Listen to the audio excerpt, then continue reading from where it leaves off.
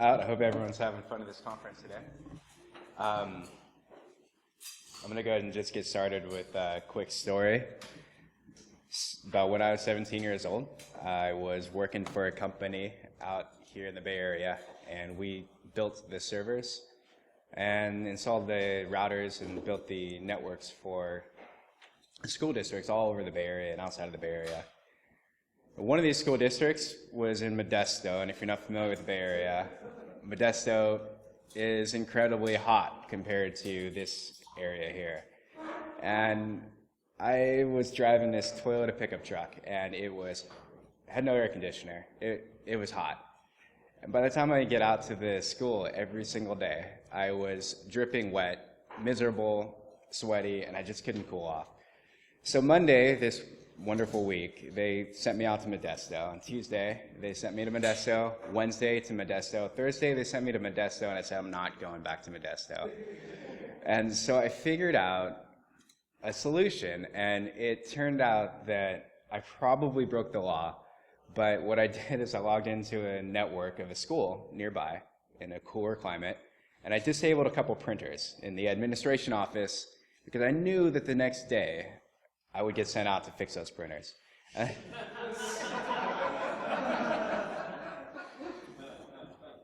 So that's exactly what happened. And ironically now, 15 years later or so, I am the guy responsible for detecting these types of behavior. So a little bit about me. Yes, I have 4 kids. The interesting thing is that they are all under 5 years old. We have had an onslaught of infants in our house for the last 5 years, and I love them to death, but we got a lot of them. So I've got nearly 20 years overall experience. I've worked at a ton of companies. The highlights are Google, probably Wells Fargo for the financial stuff. And lately I work at startups. I love startups. Startups have a super singular mission. It's easy to figure out what you're doing, why you're going to work every day. And everyone is pretty smart in that when you say something needs to be more secure, they get it. They get that the company depends on keeping the infrastructure secure or keeping the software secure. And so I'm going to tell you today about 4 things.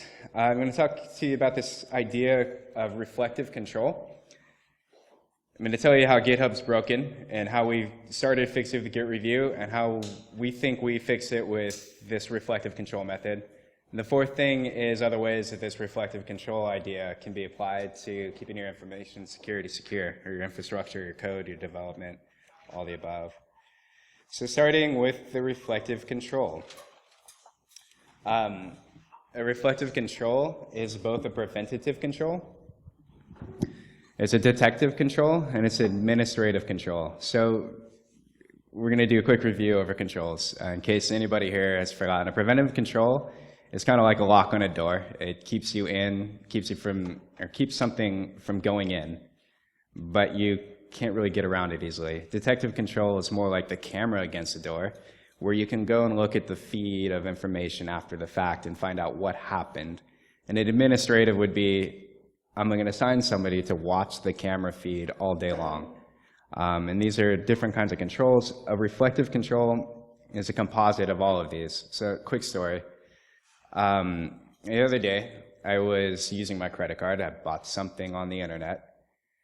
I typed in the information, and it got declined.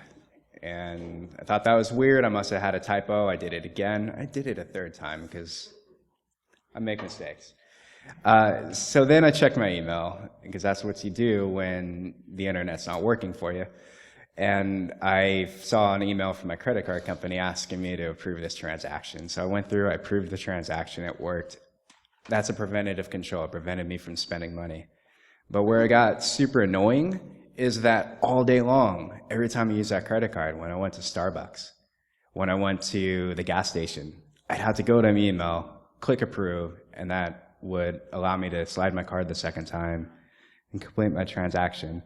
And the point of this is that preventative controls, which is the standard, one of the easiest controls to implement, it's also one of the most frustrating for the end users. So reflective, I think, is the best of all. And here's kind of what it boils down to. something changes, and you've got software in place to detect that that changed, and you're able to identify who the subject matter experts are. So maybe this is Cisco Firewall, and every time there's a set of changes, it gets broadcast out to somebody on the firewall team. And the second part here is that they get that change, they review it, and they acknowledge that yes or no, this was a valid change, or no, it wasn't. And then the last part of this is if they don't acknowledge, you do something about that. Maybe if it's software development, maybe you block the release from going out to production. If it's a firewall change, maybe you just send off an incident to your security team, or you open it for re-review, or you could revert the change. So we'll come back to this again. We're going to move ahead to this part of the talk. How many people in the room use GitHub for development? Awesome. How many of you do code reviews on a daily basis? How many of you think that code reviews are important for quality and then for the security of your code base? So quite a few. So we have this, we have a control in place. All changes need to be peer reviewed. It's super simple, and we think it's important. We think it's so important, we've decided to make it one of our compliance controls, and it's something that we even tell our customers about. We say everything's looked at. But we also use GitHub. So we started to look at GitHub, and as we know, as anyone who's used GitHub knows, they've got this fantastic pull request feature where you can do a code review. You can see what changed. It's colorful, it's pretty. I like it. So let's figure out how to enforce that every single bit of code gets reviewed. So we started looking at the permissions, and a GitHub repository has 3 permissions, essentially. You have no access, you have read access, and you have read-write access. But there's no, you can write only through a pull request, which is what we were looking for. Now, they also have this fork and pull model, and I don't mean to fully discount it. It works great in some places. The developers that I've talked to, including myself, I don't like doing forks. It's hard to keep the code in sync. It just doesn't solve. It's kind of like the frustrated credit card issue again. So the user experience isn't there with fork and pull. But there's another more fundamental issue with it, is to do a fork and pull, there still has to be somebody with write access to the GitHub repository. That's the person who's a maintainer, that's the person who can send code into the main branch. Well, that's either a single point of failure, or we still need to monitor that the code he's letting into the branch or the main code base is appropriate. So it didn't solve the problem for us, even if there wasn't the user experience problem. GitHub is GitHub Enterprise, and I didn't see the features that we needed there as well. So bottom line, GitHub didn't have an answer to this problem. There's third-party solutions like Garrett and a bunch of others, but I have no problem with those third parties, except that my developers know GitHub. I've got 15 of them. All of our tools are built around GitHub. And GitHub is just almost an industry standard at this point. So the bottom line is, it's kind of like saying, you all have to use OpenOffice, nobody can use Word anymore. It's almost come to the point where GitHub is the de facto standard, or at least the least barrier to entry.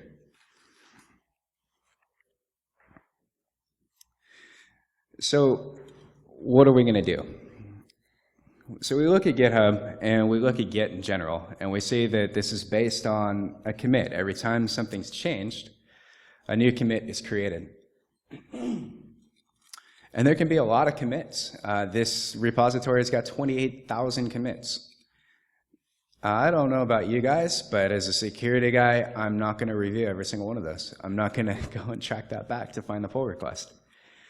And here's a real problem, is that there's only 5,000 pull requests. So there's 28,000 commits, there's 5,000 pull requests. Now that number, 28,000, is counting raw commits, not merges into the main branch. So it's artificially high, but there's still a discrepancy here.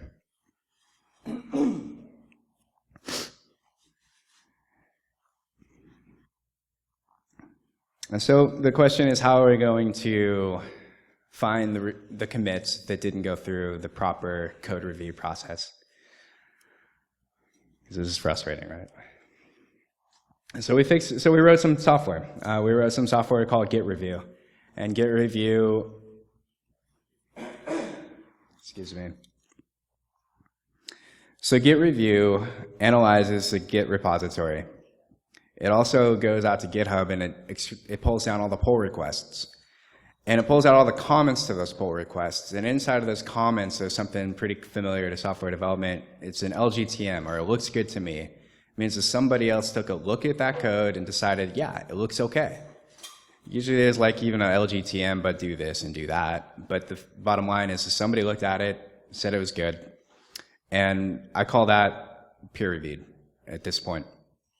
So we take all the PRs, or the pull requests that have that peer review, and we take a list of all the commits, and we merge them. And what comes out of that are all the commits that didn't get reviewed. Great. We fixed it. We fixed GitHub. We've got a list of violations, and that's fantastic. Except, is it? I mean, what are we going to do with this list of violations? You know, the most obvious answer is we go and we beat people over the head, and we tell them they need to go fix it. That doesn't sit well with me. I was looking for a better solution to this. So we definitely know the software's coming in, and it's not getting peer reviewed. And the first question you might be asking is, okay, well, why not just figure out a way to block that change from coming into the main branch? And I think that's important to address, is that if we don't want to take away privileges from our development staff, because they are the people that know this the best. They know better than me when they need to bypass a peer review process. Maybe it's 12 o'clock at night. They need to add a file that wasn't included for the deployment that's due the next morning. And they can't find anyone else to review their code that day. Thank you. So we want to leave it open. We want to leave the ability to bypass this process open. But we also want to manage the violations that come through. And so this is what this reflective control idea is that we were talking about a minute ago, and how we applied it to source code reviews. So what we do is simply take every single violation that comes in, and we create a ticket to another developer, another engineer, to review that code. And it's through a ticket process, so we can track whether or not it gets done. They can put their LGTM then into that ticket, since there's not a pull request associated to it. The developer reviews the code that was already changed, and at that point, he can fire off an alert, hey, this is a huge problem, this is a huge security issue, or no, this looks fine to me. It can go out to the release. And then the actual, like the meat, the iron behind this control is that the review, all of these open violation reviews have to be closed before we'll actually push go on the release to production. And so this way, we can generally keep control over the reviews that go through GitHub without changing developer workflows, without taking the ability for them to push code in away from them. And we can still manage our risk to information security. So that's the idea of the control. There's good points to it. Developers are happy. Compliance is happy. The customer is happy because they're getting their releases on time. I've got 100% code review. Check. We're tracking the time for these out-of-band changes in our ticketing system. So what we didn't have before is any idea of how long it would take to actually do these out-of-band changes, and now we do. Probably one of the best things for the developers is adding value to their day-to-day, because they're discovering problems that they thought were fine. They thought it was a simple change. But it turns out that change had impact that they didn't know about that would have normally been caught in a regular code review. But instead it's getting caught a little bit later and repaired before it becomes a bug out in production. So now for the bad points, because there are definitely bad points to this. I just gave you one of the biggest problems, which is I'm deploying this code today, and I need to make a quick change, and I can't find anyone to do a peer review. But this has to get done. Well, this process supports that, and the developer at the end of the day can make that decision whether or not he wants to push an unreviewed change into production or not. We'll still review it, but it may be a day or two after it's been running in production for a little while, so there's some risk there. Another problem is, this is probably the biggest problem I've seen so far with the system, is all of our secure files, like our authentication, is in a special directory. I get an alert every time there's a change to it. I review those changes, and somebody refactored the entire authentication system. They changed from one library to another library.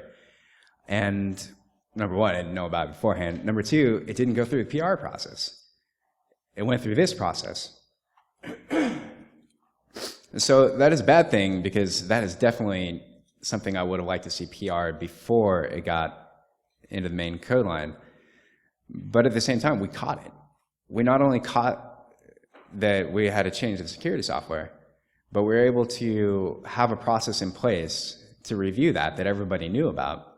And it went through the regular review steps, and it didn't actually get to production until it did get a full review. So to summarize kind of where we're at right now, so this idea of reflective control is a composite of existing controls used in a way to help us not put a preventative control in the front of the process, but put it somewhere back behind the process. I showed that GitHub is broken, and how we fixed it with GitReview, and how we fix a peer review entirely with reflective control.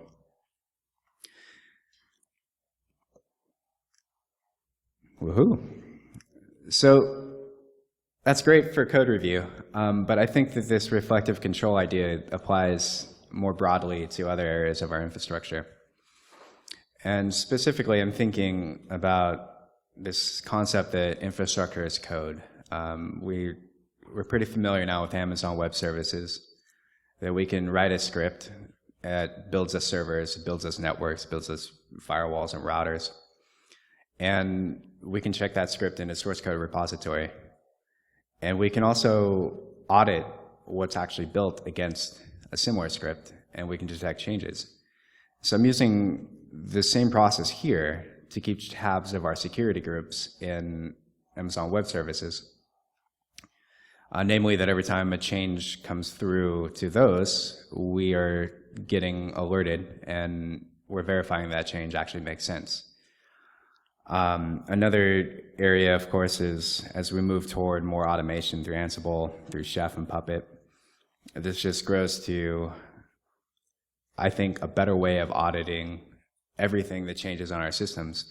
And the main difference I see is, instead of sending the changes to an audit team to review, we're sending it back to the folks who actually work on those systems every single day. Similar to a developer making source code changes. When they see a change to a library they worked on, they understand immediately why they made certain decisions and how that change impacts it. Same thing with the server guys. If they see that, yeah, I set up DNS or I set up mail for the entire system, and somebody just changed that, I know exactly what the impact of that change is going to be, or I can quickly go find out what it is, whereas an audit team is going to have to make a phone call, they're going to have to go to somebody's desk, they're going to have to go and do investigative research to understand what the impact of that change might be. Or they might not even recognize that there is an impact. And so that's where kind of this operations idea and this whole security idea can combine a little bit. I don't believe that your typical operations guy has the security mindset. Well, I don't want to say that. A lot of ops guys do. But the ops guys now have an ability to see what's changing to their systems by other people. They're no longer working in a vacuum. And so that's ultimately what I see with this reflective control. I'll summarize one more time. Reflective control is a composite of existing controls. We show the GitHub is broken. We fix GitHub with GitReview. We apply this reflective control to code reviews. And we talked a little bit about other applications of reflective controls. But that's not all. I've got one more thing. We've also open sourced GitReview. So you can go download a copy of this and you can try it out against your own repository. And also a link here in the slide to a long discussion on GitHub, about GitHub, and about how development shops use pull requests, forks, and pulls, and all that kind of good stuff. All right, so thank you very much. And I think we have time for questions. We have plenty of time for questions. Fantastic. Ask away.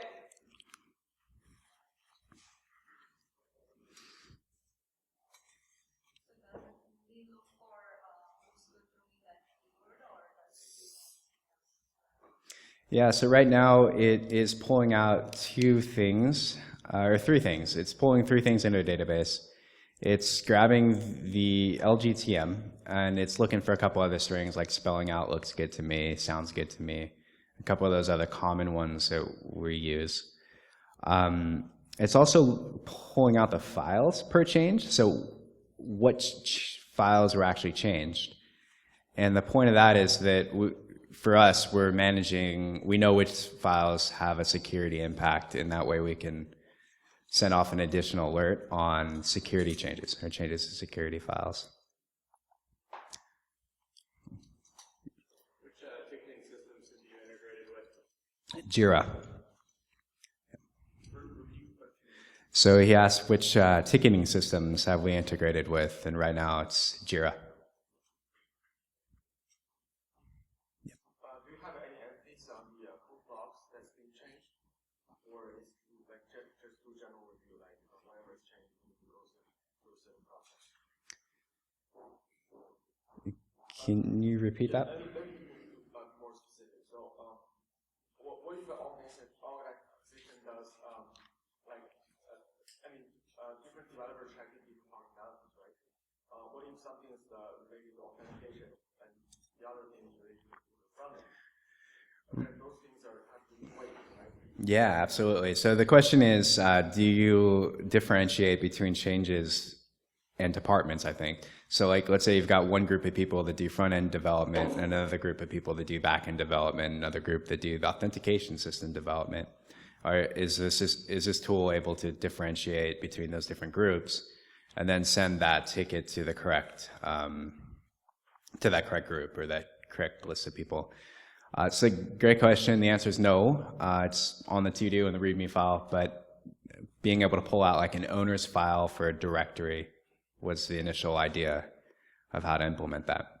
So all code under a specific directory would go to a group of people, and then they would be selected for the peer review. Yep.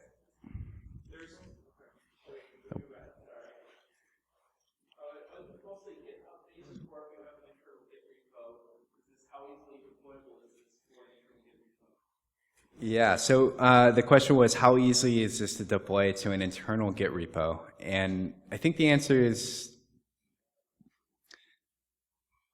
well, it won't work out of the box for sure. So this definitely depends on the pull request model.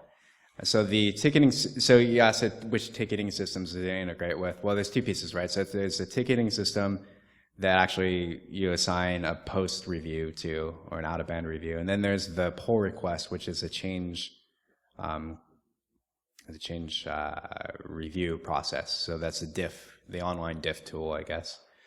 And so since this is using pull request to understand whether or not there's a looks good to me, yeah, it probably won't work easily with an internal Git deployment.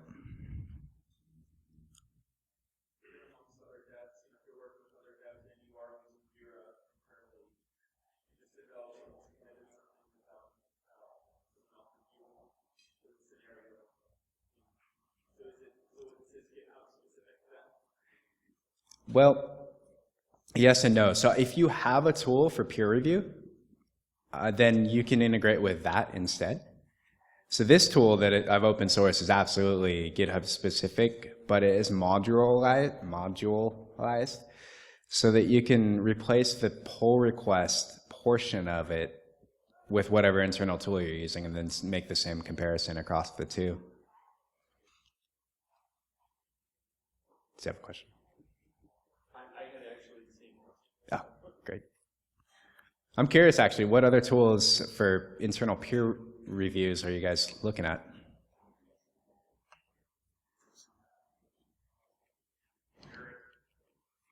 Garrett?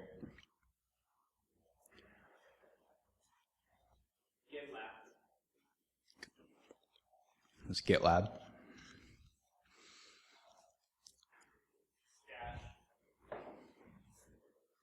I've heard of Stash.